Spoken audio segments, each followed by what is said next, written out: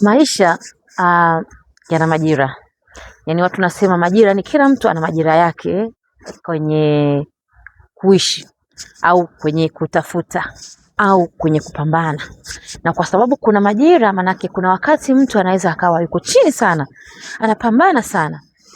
Na wakati mwingine mpaka kila mtu anaweza akawa anamdharau, anamuona kwamba huyu mtu hawezi kupiga hatua. My dear, kwa sababu ya majira, huyo mtu kuna siku unaweza kumshangaa akapiga hatua kubwa sana. Nilikuwa nataka kumaanisha nini? Kwamba kwenye haya maisha tujifunze kuheshimu wakati na majira ya mtu. Lakini na wewe ambaye unapita katika majira yako, usikate tamaa, usiogope, kwa sababu kila mtu ana season ya kwake. Leo inawezekana kwenye utafutaji wako uko chini, lakini Mungu atakuinulia wakati wako na wewe utafika huko juu. Na katika kujitafuta hapa katikati, kuna namna kila mtu anapitia mapito ya kwake. Kwa hiyo tuheshimu tu, heshimu mtu akiwa katika udogo, heshimu mtu akiwa katikati, heshimu mtu akiwa na mafanikio, lakini pia usihofie na wewe kwamba unaweza usifikie kule ambako unakutamani kwa sababu unaona kama mambo hayawezekani. Na hii ya kuona mambo hayawezekani, unajua huwa yanakujaje? Ni pale ambapo tunaishi kwa kujilinganisha. Yaani unajilinganisha na watu mpaka unasahau kwamba na wewe uko kwenye majira yako.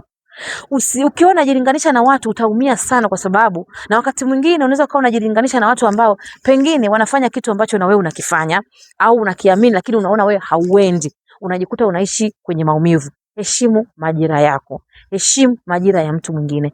Na watu wengine tumekuwa tukichallenge, tukiona watu wanapita kwenye hatua fulani, labda alikuwa amefanikiwa, amefika mahali ameanguka, tulijua tu ataanguka, hawezi. Au wale wengine ambao watu nasubiria, wewe subiri, wewe utaona tu yule kuna mahali ataanguka tu.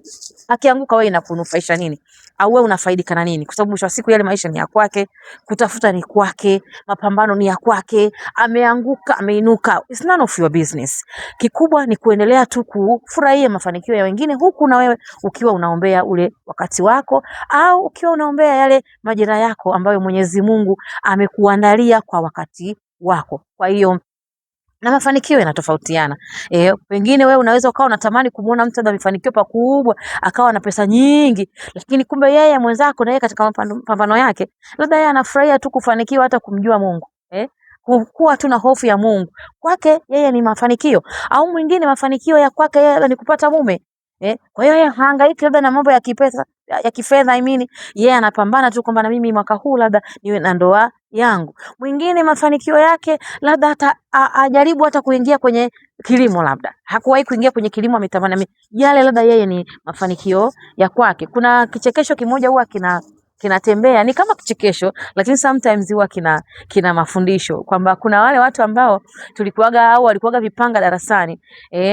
Mtu anasema yani yule alikuwa kipanga darasani, yani watu tulikuwa tunaonekana kama sio ni kitu gani. Lakini sasa hivi ana maisha ya chini sana, na wale vilaza wote wamefanikiwa. Watu wewe uliokuwa wa kwanza darasani kuna comment wapi? Kuna kitu kama hiko nilikiona siku moja, ni kama kichekesho kwamba wewe una comment wapi sasa hizi?